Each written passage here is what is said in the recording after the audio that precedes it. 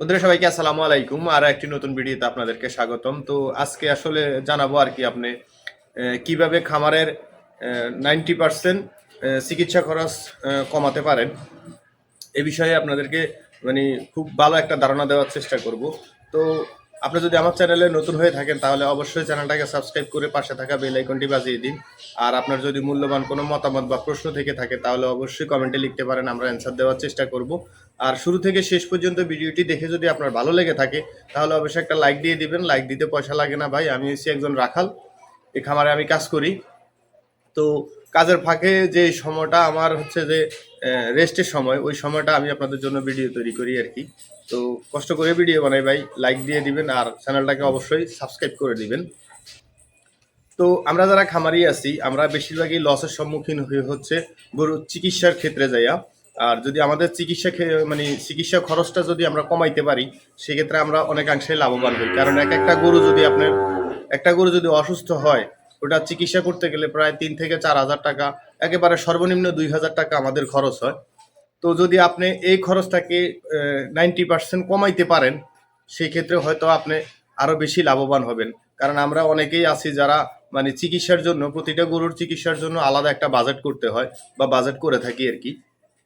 তো আপনি যদি ওই বাজেটটা থেকে যদি আপনি টাকা বাঁচাইতে পারেন সেই ক্ষেত্রে আপনার আশা করি আরো বেশি লাভবান হবেন। তো আসলে আপনি বেশি না, মানে মাত্র 4টা স্টেপ ফলো করলেই আশা করি যে আপনার চিকিৎসা খরচ 90% কমে যাবে। তো প্রথমে স্টেপটা হচ্ছে যে আপনি খামার পরিষ্কার পরিচ্ছন্নতা, জীবাণুমুক্ত রাখা, মানে গরুর চারি পরিষ্কার রাখা, এইগুলা যদি আপনি অল টাইম করতে পারেন তাহলে আপনার আশা করি যে আপনার গরুর রোগ বালাই অনেকাংশে কমে যাবে। তো এটা কিভাবে করবেন সেটা হচ্ছে, যদি আপনি খামার জীবাণুমুক্ত করতে হয় আপনি প্রত্যেক সপ্তাহে একবার ব্লিচিং পাউডার খামারে ছিটিয়ে দিয়ে ঘন্টা দুয়েক পরে বা 1 ঘন্টা পরে আপনার পুরো খামারটারে মানে ঘষে পরিষ্কার করে ফেললেন, ড্রেনে ব্লিচিং পাউডার দিলেন। আর হচ্ছে প্রত্যেক সপ্তাহে আপনার গরুর সারি ভালোভাবে পরিষ্কার করলেন, এরপরে মানে ঘষে মেজে পরিষ্কার করে এরপরে পটাশ পানি দিয়ে ধুয়ে দিলেন। এটাই হচ্ছে যে আপনার জীবাণুমুক্ত করা বা ব্যাকটেরিয়া মুক্ত করা আর কি খামারকে। আর হচ্ছে যে একটা বিষয় মাথায় রাখবেন যে অপরিষ্কার পাত্রে কখনো গরুকে খাবার দিবেন না। পরিষ্কার পাত্রে, আমরা ঠিক যেমন মানুষ হয়ে যেভাবে পরিষ্কার পাত্রে খাবার খাই, ঠিক সেম চেষ্টা করবেন যে অন্তত যাতে একেবারে পরিষ্কার করে গরুকে খাবার দিবেন। আর আমরা যেটা করি সেটা হচ্ছে যে গরুর খাবার শেষ হওয়ার সাথে সাথে আমরা আমাদের চারিকে পরিষ্কার করে সাদা পানি দিয়ে রাখি, একবারে ফুল পরিষ্কার করে রাখি আর কি। তো আমরা আমাদের চারিগুলো কিভাবে বানাইছি, কিভাবে খুব দ্রুত এগুলো পরিষ্কার করতে পারি, আমরা 2 বেলায় পরিষ্কার করি। তো কিভাবে পরিষ্কার করতে পারি আমরা একটা ভিডিও দেওয়ার চেষ্টা করব যে আমরা কিভাবে চারিগুলো বানাইছি আর কি। আর দ্বিতীয় স্টেপটা হচ্ছে আপনার গরুর আহ, গরুকে মিনিমাম মাসে একেবারে সর্বনিম্ন 7 থেকে 8 দিন জিঙ্ক ক্যালসিয়াম খাওয়াবেন।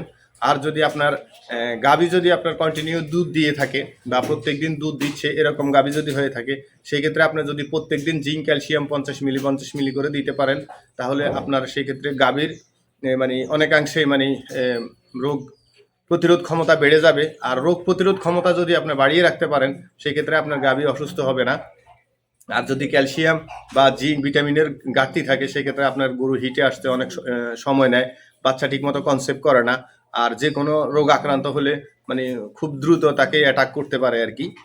তো এটা যদি আপনি এই স্টেপ যদি আপনি ফলো করেন অবশ্যই কি জানি আপনি লাভবান হবেন ইনশাআল্লাহ। আর প্রত্যেক 3 মাস 3.5 মাসের মাথায় আপনি গাভীকে অবশ্যই কৃমিমুক্ত করাবেন। কৃমিমুক্ত করানোর পরে আমরা অনেকেই আছি যারা আপনার শুধু কৃমির ট্যাবলেটটা খাওয়ায়, কিন্তু এর ফলে যে লিভার টনিক, জিঙ্ক, ক্যালসিয়াম দিতে হয় সেটা দেই না। এটা কখনো করবেন না আপনার, কারণ কৃমির ট্যাবলেট খাওয়ানোর পরে গরু অনেকটা দুর্বল হয়ে যায়। আর এই দুর্বলতা কাটানোর জন্য আপনার অবশ্যই লিভার টনিক, জিঙ্ক, ক্যালসিয়াম খাওয়াবেন। আশা করি দুর্বলতা কেটে যাবে, গরু আবার আগের মতো হয়ে যাবে আর কি। আর জিঙ্ক ক্যালসিয়াম খাওয়াবেন তো অবশ্যই। আর প্রত্যেক 3 মাস পর পর যদি আপনি মানে কৃমির টেপ ডোজ করান সেক্ষেত্রে আপনার গাভী যদি হয়ে থাকে ও দ্রুত হিটে আসবে, দুধ উৎপাদন বেড়ে যাবে, শারীরিক মানে যে অক্ষমতাগুলো আছে সেগুলো ঠিক হয়ে যাবে।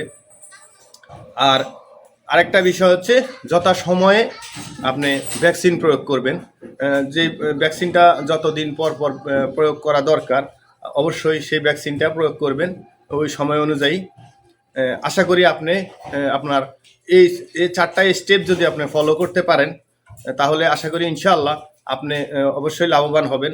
আর ইনশাআল্লাহ আমরা আমাদের খামারে যেরকম আমাদের খামারে প্রায় 90% চিকিৎসা খরচ কমে গেছে শুধু আমরা এই স্টেপগুলো ফলো করার কারণে। তো আশা করি আপনিও লাভবান হবেন। তো বন্ধুরা, যদি আমার ভিডিওটি শুরু থেকেই পর্যন্ত দেখে থাকেন তাহলে আশা করি ভিডিওটি আপনাদের ভালো লেগেছে। তো যদি ভালো লেগে থাকে তাহলে অবশ্যই ভিডিওটিতে একটা লাইক দিবেন। আর আপনার প্রশ্ন বা যদি কোনো মতামত থাকে অবশ্যই কমেন্টে লিখে যাবেন। আর যদি এখনও ভিডিওটাকে আমার চ্যানেলটাকে সাবস্ক্রাইব না করে থাকেন তাহলে অবশ্যই সাবস্ক্রাইব করেন। দেখা হবে অন্য কোনো ভিডিওতে অন্য কোনো বিষয় নিয়ে। ভালো থাকবেন, সুস্থ থাকবেন সবাই। আসসালামু আলাইকুম ওয়া রাহমাতুল্লাহি ওয়া বারাকাতুহু।